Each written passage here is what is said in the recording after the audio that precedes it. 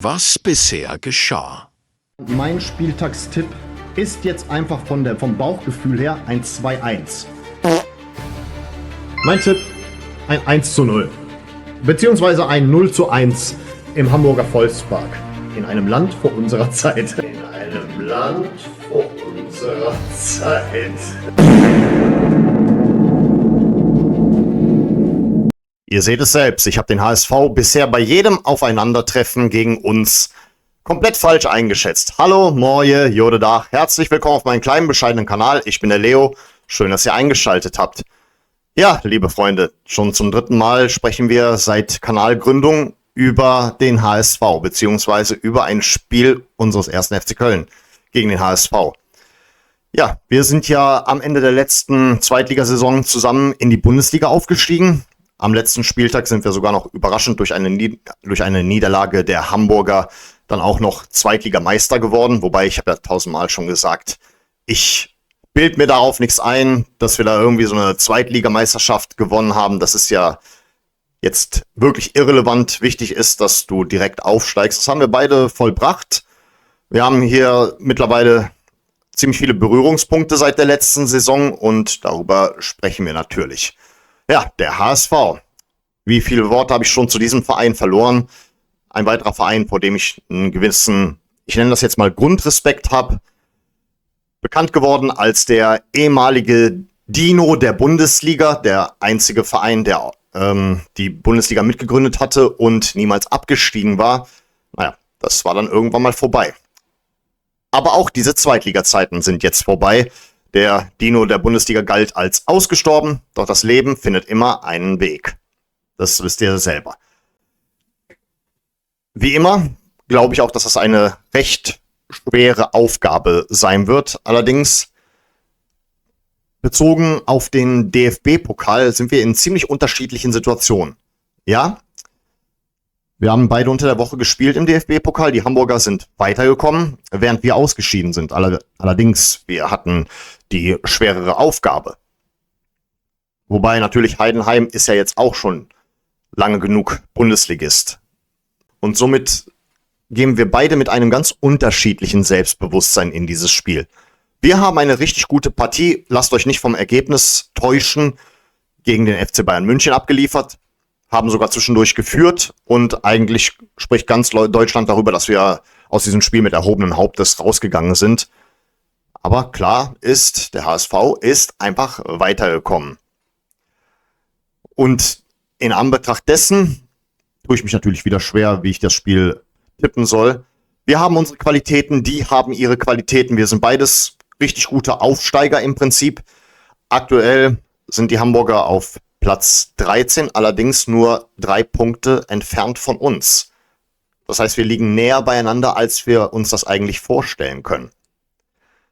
Und wenn ihr mich dann fragen würdet, was soll ich jetzt eigentlich tippen? Ja, habe ich auch schon mal in einem Spiel gegen den HSV gemacht. Ich bin relativ unsicher, was ich tippen soll. Und deswegen wird mal wieder eine Münze geworfen.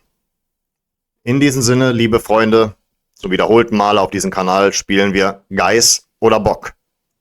Und jetzt ist es wieder soweit, der Moment der Wahrheit. Geiß oder Bock? Der Spieltagstipp für den 1. FC Köln. Wird es der glorreiche Geiß, der uns hoffen lässt, oder der berüchtigte Bock? Geiß. Manchmal ist die Münze 1:0. gnädig und manchmal, naja. Ach, leck mich doch am Arsch, Mann. Also denn, ihr seht hier die Zahl. Das repräsentiert den Geiß und den Kopf, den Bock. In diesem Sinne Geiß oder Bock.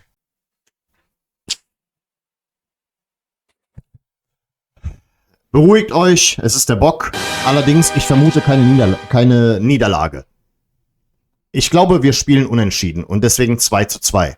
Weil es gibt ja bei denen auch einen Torjäger momentan oder auch den besten Scorer noch gleichzeitig. Und das ist Ryan Philipp. Ein Spieler, an dem wir selber interessiert waren, den aber im Nachhinein die Hamburger bekommen haben.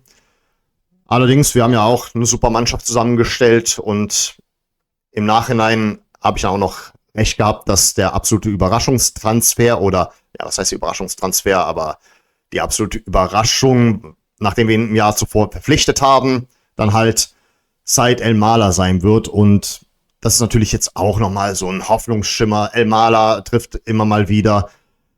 Dann fängt jetzt auch noch an, Ragnar Ache Tore zu schießen. Ich hoffe, er startet. Das wird ja schon mittlerweile angedeutet.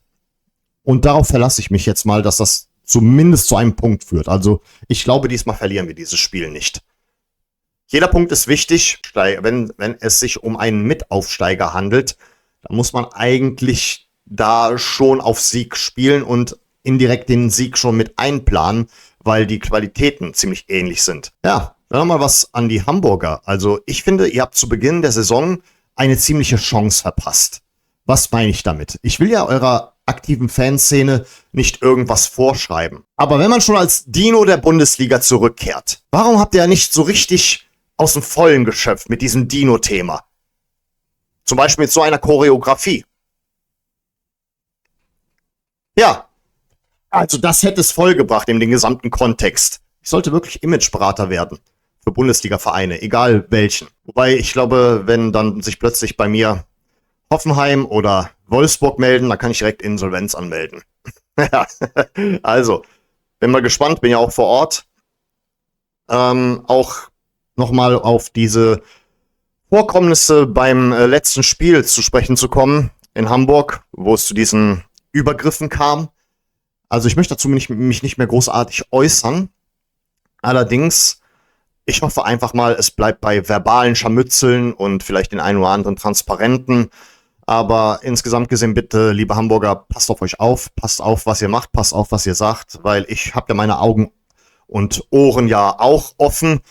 Und wann auch immer über euch gesprochen wird seit diesem Spiel, die Leute sind nicht gut auf euch zu sprechen. Seid bitte vorsichtig. Ich bitte euch, seid vorsichtig. Ich hoffe, es kommt nicht zu irgendwelchen weiteren Vorkommnissen. Ja, das wünsche ich mir sehr. Zu guter Letzt müssen wir leider noch jemanden betrauern. Unser ehemaliger Sportdirektor und auch Co-Trainer Hannes Linsen ist am Freitag verstorben. Ich wünsche natürlich Hinterbliebenen sehr viel Kraft. Ich selber bin ja unter ihm Fan geworden. Er hat diese Aufstiegsmannschaft von 2000 zusammen mit Ewald Lien geprägt, beziehungsweise sie gestaltet. Und auch wenn es im Nachhinein ja ein bisschen unglücklich auseinandergegangen ist, ich werde ihn immer in guter Erinnerung behalten. Ja. Deswegen Ruhe in Frieden, Hannes Linsen. Ja, das wäre es jetzt auch für heute.